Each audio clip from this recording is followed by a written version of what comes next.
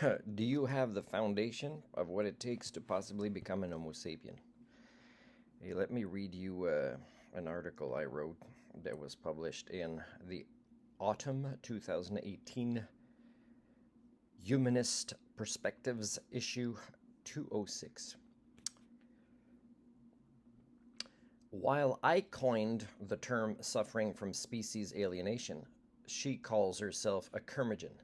I define this word as sourced in curmudgeonalley.com, which says that curmudgeons are mockers and debunkers whose bitterness is a symptom rather than a disease. They can't compromise their standards and can't manage the suspension of disbelief necessary for feigned cheerfulness. By the way, that's well written, but you gotta figure out how it fits the right words to express it. Their awareness is a curse. Myself, I cannot help improve society for future generations by spending money that my mainly philanthropic work won't be able to generate. Instead, I have sent various documents that were, as usual, promptly ignored by more than a dozen corporeal members of Parliament. Here's a quote from one such document where I define individuals who suffer from species alienation. A person who suffers from species alienation might have a relatively acute awareness of the state of the world, but what does differentiate them even more is that they care enough about right and wrong to suffer immensely when seeing their fellow human beings facilitate the status quo and choosing to rationalize all sorts of excuses to avoid taking action. In essence, I suffer from species alienation because I care enough about doing the right thing. Let's say I go into politics and they do a search, if it's related to a party or whatever, about my social media posts. I'm not going to be removing anything I said about what's happening in Gaza because of Zionists. I'm not going to remove that. And the way I talk about it is scientific. It's not like full of emotion in the sense that I lose my ability to be objective about my interpretation of events. And of course, it came not when the paradigm shifted that most politicians agreed, but it came early on.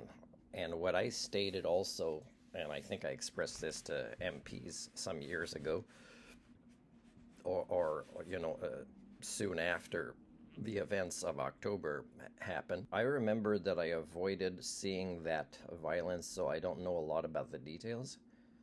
But I can tell you that what happened after, I didn't avoid. And what happened after, which may end up being in history, that journalists, educators, medical professionals, UN workers were killed at numbers higher than the initial event in October, then we know we can't get lessons about sentience or sapience from the people primate species I share DNA with, right? I'll have you listen to the news of today of Democracy Now!, okay? I've been standing since morning and everyone is pushing. It's a huge number of people trying just to get food. Everyone is rushing in. How can I fill my plate? I can't. Every day is like this. People come from inside and outside the camp for food. I've been here since early morning. I tried to rush in and get some food, but I can't. In the occupied West Bank, Israeli soldiers fired shots Wednesday toward a delegation of foreign diplomats on an official mission to observe the humanitarian situation in the Jenin refugee camp.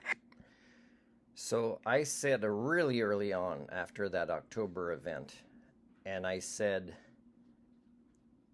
if I ever go into, the House of Commons federally, or if I join politics provincially, is I don't think I can shake hands or offer real respect to anybody that hasn't said how inhumane things have been over there. Really early on, I actually did a vlog where I say at this date, and I think it might have been less than a month after the October events, and then I kind of said, well, at this point, I think politicians of the world, if they claim to be Homo sapiens, should say that's not okay as early as less than a month after the October events. And I'm not saying it was okay what happened then, but to really evaluate the reality of the human condition is to see what happens for a long period of time, kind of live on television, really. And that really tells me about the species I share DNA with. Janet ended her essay by saying that lots of people would pay to have their remains used to fertilize not only a Martian garden, but even the vats of algae that would help humans survive. I would, she said. She was against hiding, dumping dead bodies and discouraged turning them into mental piece decor, decorative beads, or to cite current affairs into supernatural traveling freak shows. She suggested instead that we use our remains in order to help life do what it naturally wants to efficiently do. I end this essay by saying that whatever your wishes are, make sure you appoint someone you can trust to help you make them a reality. If you are a humanist, and by the way, I no longer believe that ideology based on our species' inability to adapt or self-correct or problem-solve its own issues, you would then have a greater assurance that your final wishes would not be used to poison the living just because the living were well domesticated at making choices that were poisonous both to themselves as well as their children's children. Therefore, your death would find you acting as a role model for being part of the solution and not the problem. And on that last note, for some of those performing artists in politics, I say to thee, better late than never. In a way, Hitler helped, our species kind of maybe look at itself a little bit more objectively and maybe kind of had a chance to reset itself on a better course. So that's something positive that came out of it. When you're looking at Trump, it's hard to really understand and believe and not be shocked by how quickly he's devolving the concept of his proto-civilization. Live on TV again, and for the whole world to see, devolving the concept of what you guys might call civilization, but that never truly was a civilization, right? There was the possibility of first stabilizing a proto-civilization. There's no civilization on this planet, if you use the right definition, from any culture that's ever existed thus far. But you got to look at how many people voted for Trump, right? And how many are not from these voters protesting every day out in the streets, right? So that tells you again about the human condition. But then there's like MP Pierre Poilievre, is he an MP right now or not?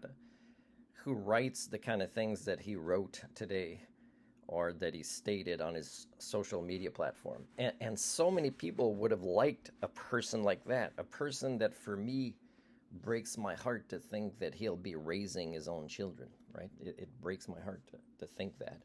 And yet, that's the reality of the human condition again, right? This is the species we share DNA with. We might point fingers at these villains of history, but these villains of history exist as a manifestation, the mascots of, who we really are, the state of the human condition. So when an actor like, let's say, Dwayne Johnson gets into acting, people say, oh, he went from being, an athlete to an actor. Well, he kind of went from being an actor to an actor is the right answer. And you guys, you've got these flim-flammers who advertise, and it's easy for anybody who cares to find out to see how incongruent, inconsistent, double standards, how they contradict themselves over time. The footage exists to prove this, and yet you still kind of vote them in. So it's not just about your compromised ethics, it's about your intellectual laziness.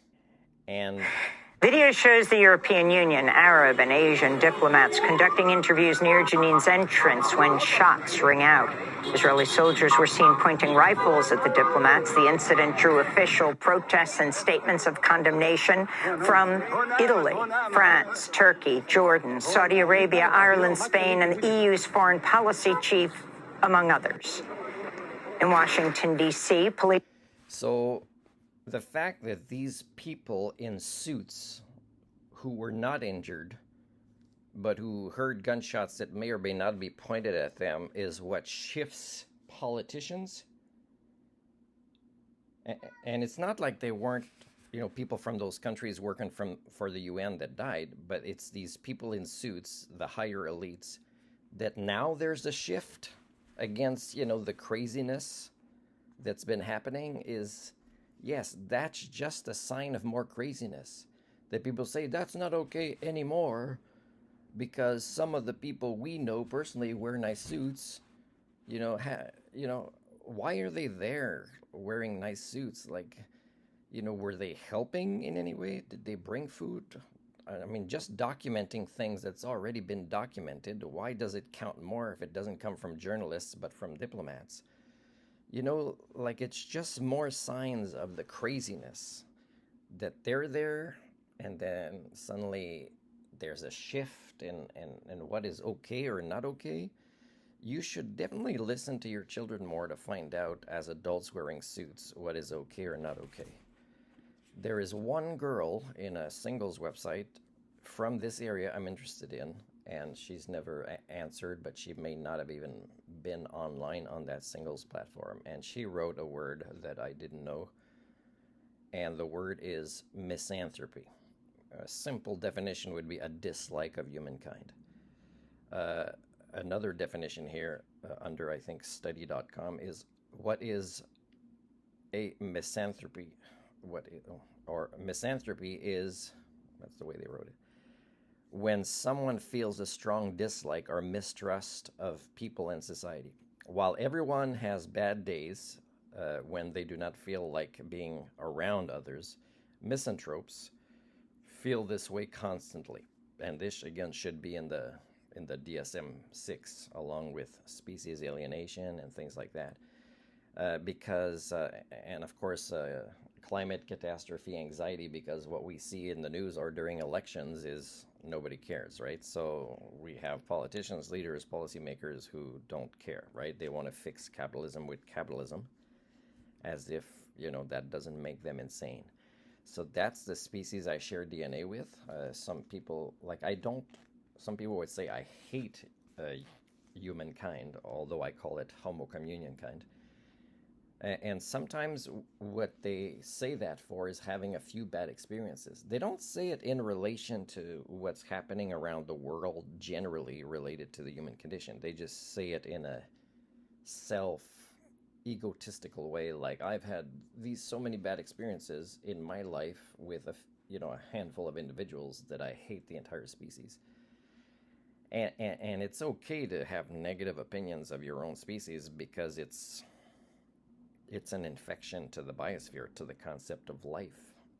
But also, it's really ridiculous to actually not understand that concept. For example, to kind of not being able to explain how it's a species-wide issue, that there's something wrong with us, instead of just saying these things happen in my life, so now I hang out with animals more, right? So if Pamela Anderson, the hero of Ladysmith, because it wasn't going to be me, is saying, well, I don't trust people. I just like hanging out with animals. But she doesn't, again, talk about the human condition because she doesn't want to lose followers or fans.